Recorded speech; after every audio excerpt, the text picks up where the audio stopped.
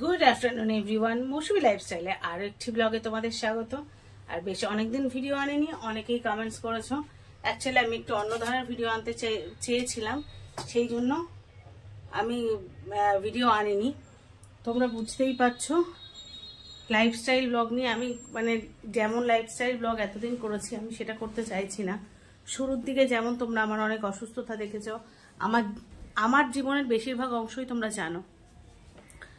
আমি কেমন লাইফ কাটাই, আমার কি আছে, আমার সুবিধা অসুবিধা তোমরা সবকিছুই জানো। কিন্তু শুধু শুধু ইউটিউবের মধ্যে যে পরিস্থিতি, তাতে আমি অসুস্থতা নিয়ে ভিডিও করতে চাইনি, আর তাই আমি করিও নি। তো এখন ভাবছি যেমন রেগুলার ব্লগ দিতাম, রেগুলার ব্লগ দেবো না। তবে হ্যাঁ, এই ব্লগটা আমি আজকে যেভাবে করছি আমার সেভাবেও করার ইচ্ছা নেই, এটাকে আরও মডিফাই করার ইচ্ছা আছে। তো চলো আজকে থেকে একটু একটু করে অন্য ধারার ব্লগ দেওয়া শুরু করি। আর সেই জন্যই এই কদিন একটু মাঝখানে বিরতি নেওয়া, যে চিন্তা ভাবনা করলাম যে ব্লগটা একটু অন্যভাবে কিভাবে দেওয়া যায়। কারণ তোমরা সবসময় আমাকে অ্যাক্টিভ দেখতে চেয়েছো, আর আমার ভালো কিছু তোমরা শেয়ার করতে চেয়েছো।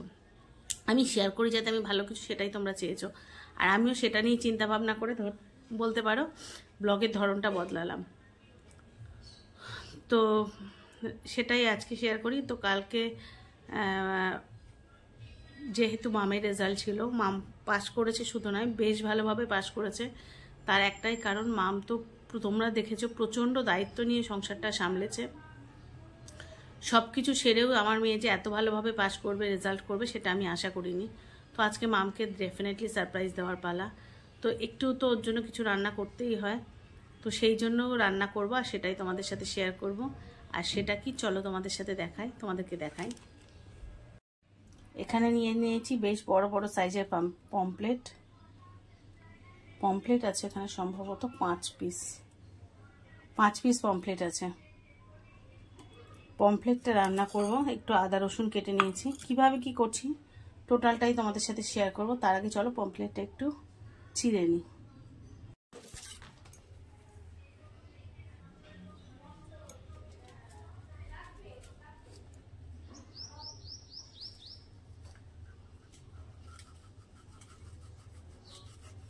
তো প্রথমে মাছগুলোকে এইভাবে একটু চিড়ে নেব।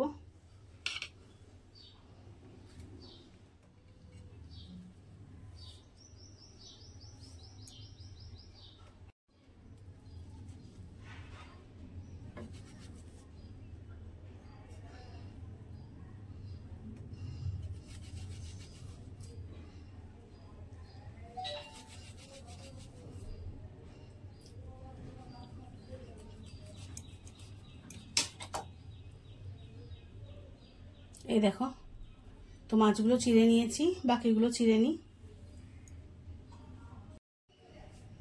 তো দেখো সব কটা মাছ চিড়ে নিয়েছি।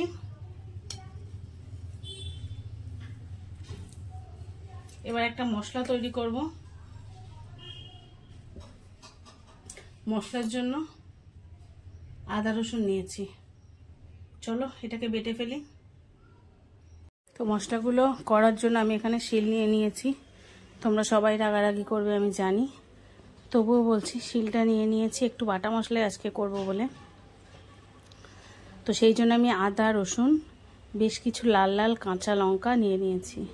শুকনো লঙ্কাটা নিলে বেশি ভালো হতো, কিন্তু আমি বাচ্চাদেরকে শুকনো লঙ্কা খুব একটা খাওয়াতে চাই না, তাই কাঁচা লঙ্কা নিয়েছি। তোমরা চাইলে শুকনো লঙ্কা নিতে পারো, তবে ফোড়নে অবশ্যই শুকনো লঙ্কা দেবো, সেটা না হলে ভালো লাগবে না। তো যাই হোক, এইটা নিয়ে নিয়েছি আর বেটে নিই। আর হ্যাঁ, প্রথমে কিন্তু 2 হাতে শুরু করলেও আমি কিন্তু 1 হাতে এবার স্টার্ট করেছি, কারণ 2 হাতের উপর প্রেশার দেওয়া যাবে না। শেষে যখন প্রয়োজন হবে তখন আবার একটুখানি করে নেব।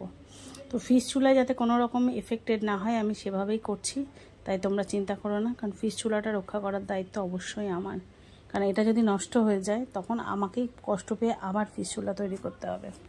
আর শুধু তাই নয়, যদি নষ্ট হয়ে যায় তখন হয়তো গলায় জুগুলার লাইনও করতে হতে পারে। তো সেই জন্য খুব সাবধানে করছি, যেটাই করছি। খুব একটা দাঁড়া নেই, কারণ বাড়িতে এই মুহূর্তে কেউ নেই, তো আস্তে আস্তেই করব যেটা করার। তো মশলাটা করে নিই, এটাকে ম্যারিনেট করে নেব। আর ওদিকে একটুখানি ভালো চাল ভিজিয়ে রেখেছি, আজকে একটু ভালো চালের ভাতও মামকে করে দেবো। তো চলো, মশলা হয়ে গেছে। তো মশলা তো বেটে নিয়েছি, এবার এগুলো এর মধ্যে দিয়ে দেবো একে একে। মশলাটা দিলাম,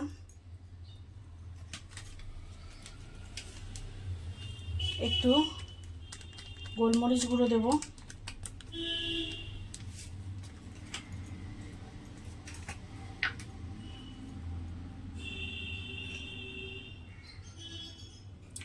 হলুদ দেব,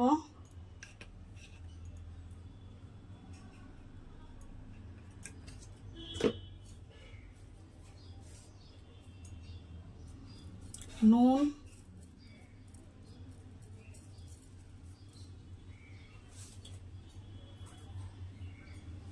আর দেব এক টুকরো লেবুর রস।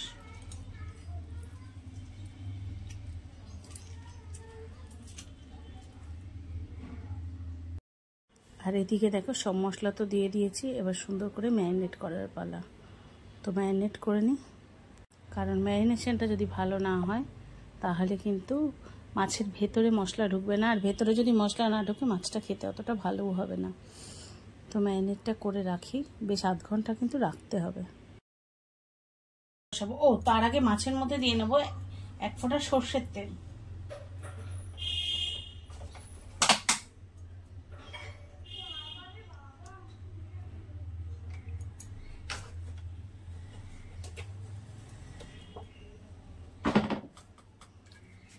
এটা দিয়েও আমি সুন্দর করে মাখিয়ে ফেলবো।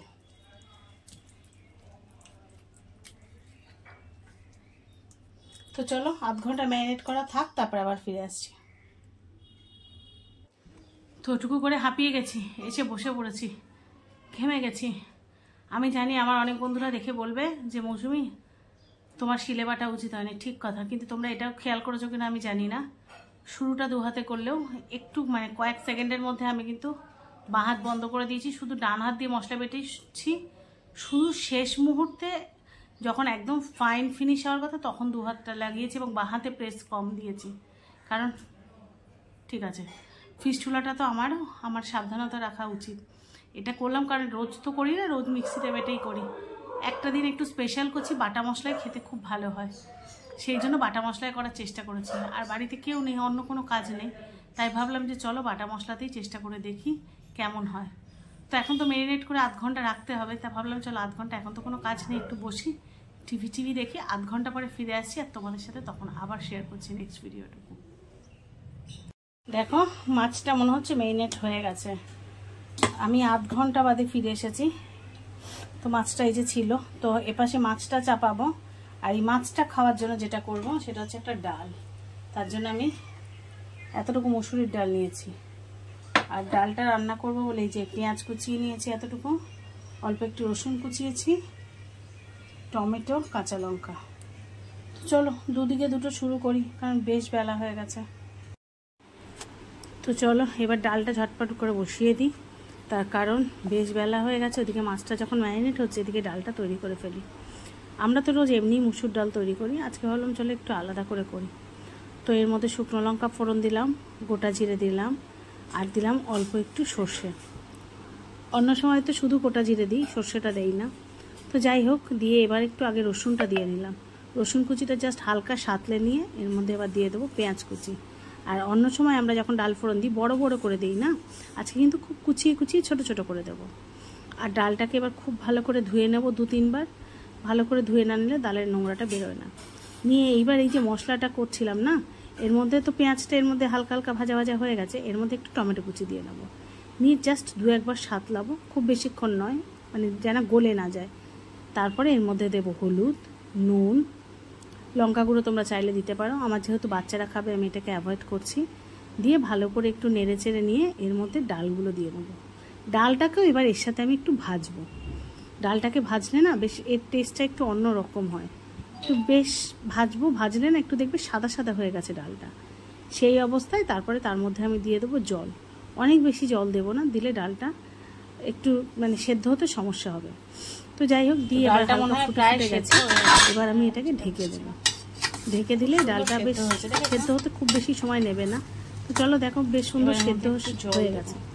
এই অবস্থা আমি একে একটু নেড়ে নেব, কিন্তু এত বেশিও নাড়বো না যে অন্য সময় ডাল করলে যেমন খুব ভালো করে মিশে যায় সেরকম, কিন্তু একটু ঘেটানোর দরকার নেই, যে ডালগুলো যেন গোটা থাকে না, আবার অতিরিক্ত ঘেটেও না যায়, এভাবেই দেবো। আর আজকের ডালটা কিন্তু একটু মোটা হবে, মানে একটু ঠিক হবে, এরকম পাতলা মুসুরির ডাল আমরা যেমন খাই সেরকম দেখা যাবে।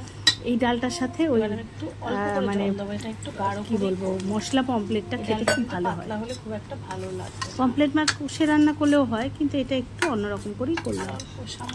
তো যাই হোক, ডালটা জল দিয়ে দিয়েছি, এবার এর মধ্যে অল্প একটু নুন দেবো আর দেবো, যেহেতু ডাল আমরা নিরামিষে একটু মিষ্টি খাই, তো সেই জন্য অল্প একটু চিনিও দিয়ে নেবো। আর ডালটা দেখছি তো পাতলা কিন্তু হবে না, একটু ঠিক হবে। নুন দিয়ে নিলাম। আর এটা ফোটার পরে তো আরেকটু মোটা হবে, খুব বেশি তো আর ডাল মানে পাতলা থাকবে না, তখন আরেকটু ঘন হয়ে যাবে। মিষ্টি ঘন ডালের সাথে মশলা পমপ্লেট খেতে কিন্তু বেশ ভালো। এটা ভালো করে বানিয়ে দেখো। আর এটা কিন্তু শুধু যে মুসুরির ডালে হবে এমন নয়, এটা অড়হরের ডালেও নামিয়ে নিলেই হয়ে যাবে। তোমরা সেরকম কিছু করে দেখতেই পারো। আর এদিকে ডালটা তো কমপ্লিট হয়ে গেছে, চলো এবার মাছটা করে নিই। আর এবার তো প্যানটা বসিয়েই দিয়েছি, আর প্যানটা অল্প একটু হিট হবে, তারপরে দেবো সর্ষের তেল। তোমরা চাইলে সাদা তেলে করতে পারো, তবে আমি মাছটাকে সবসময় সর্ষের তেলে প্রেফার করি। আর যেহেতু সর্ষের তেল একটু গরম না হলে কাঁচা গন্ধ আসতে পারে, তাই একটু গরম করে নিলাম আর দিয়ে দিলাম মাছটা। আর হ্যাঁ, মাছটা দেওয়ার আগে অবশ্যই ওই যে মাছের কাঁটাগুলো আছে না, ওর মধ্যে একটু মশলা ঢুকিয়ে দেবে, তাহলে দেখবে মাছটা খেতে বেশি টেস্ট হবে। আর দেখো এক পাশটা ভাজা হয়ে গেছে, আর আমার তো একটু ঢেকে রান্না করার অভ্যাস, তাই এটাকে আর এটা বলা হয়নি, অবশ্যই এটাকে কিন্তু সিমে দিয়ে করবে। আমি এখানে ফাস্ট ফরওয়ার্ড করেছি, তাই তোমাদের মনে হচ্ছে খুব ফাস্ট হচ্ছে, তা নয়, কারণ ভেতর অবধি মাছটা সেদ্ধ হতে হবে, তো তাই একটু সিমে দিয়ে করবে। একটু ধৈর্য ধরলে দেখবে মাছটা খুব সুন্দর হয়েছে খেতে, ভেতর পর্যন্ত মশলাটাও ঢুকে যাবে। আর এটা একটা সুন্দর একটা মানে কি বলবো, পমপ্লেট মশলা ফ্রাই বলা ঠিক। তো সেটা এবার আর এক পিঠটাও মনে হয় হয়ে গেছে। এবার এটাকে খুলবো, খুলে এটাকে কিন্তু গরম গরম খেতে হবে, ঠান্ডা হলে কিন্তু ভালো লাগবে না। তো ওই জন্য মাছটা সবার শেষে করলাম। আর ওদিকে সুন্দর আজকে একটু বড় বড় চালের ভাত করে নিয়েছি। তো চলো মাছটা তুলে নিই। আর তুলে নিয়েই মাম এখনও ফেরেনি স্কুল থেকে, তো প্রথম আজকে মিঠিকে খেতে দেবো। তো মিঠির স্নানও হয়ে গেছে, তো ওই জন্য ভাতটা বেড়ে দিয়েছি, দিয়ে একেবারে প্লেটের মধ্যে মাছটাও নিয়ে এসেছি, আর দিয়ে দিলাম এই ডালটা। সব কিছুই গরম আছে, ভাতটা গরম, ডালটাও সদ্য নামিয়েছি, আর গরম গরম মাছ ভাজা। তো এর মধ্যে একটু লেবু নিলে ভালো হতো, কিন্তু মিঠি খুব একটা লেবু পছন্দ করে না, তাই দিলাম না। তো আমার এই রেসিপিটা আজকে কেমন লেগেছে জানিও। আর হ্যাঁ, একটু অন্যরকম ব্লগ করলাম, সেই ব্লগটাও তোমাদের কেমন লেগেছে অতি অবশ্যই জানিও। ডেফিনেটলি আমি আমার আপডেট সবসময় তোমাদেরকে দেবো, তবে ব্লগের ধরনটা হয়তো একটু বদলাচ্ছি, সেই মানে বদলানো ধরনে তোমরা আমার সাথে আছো কিনা, বা তোমাদের এই ধরনের ব্লগ ভালো লাগছে কিনা জানিও। আর যদি তোমাদের কোনো মূল্যবান মতামত থাকে অবশ্যই কমেন্ট সেকশানে জানিও। তো আমি চেষ্টা করব সেইভাবেই তোমাদের ব্লগ দিতে, আর অবশ্যই সেখানে চেষ্টা করব আমার পজিটিভ মানে রেগুলার অ্যাক্টিভিটিগুলো তোমাদের সাথে শেয়ার করতে। তো আজকের ব্লগটা কেমন লাগলো সবাই জানিও। আর সবাই যে যেখানে আছো ভালো থেকো, সুস্থ থেকো। আর যদি নতুন কোনো বন্ধু আমার চ্যানেল ভিজিট করে থাকো, চ্যানেলটা সাবস্ক্রাইব করে পাশে থেকো। আর ব্লগটা একটু ভালো লেগে থাকলে লাইক কমেন্ট শেয়ার করে পাশে থেকো। দেখা হচ্ছে নতুন ব্লগে, ততক্ষণের জন্য সবাই টাটা।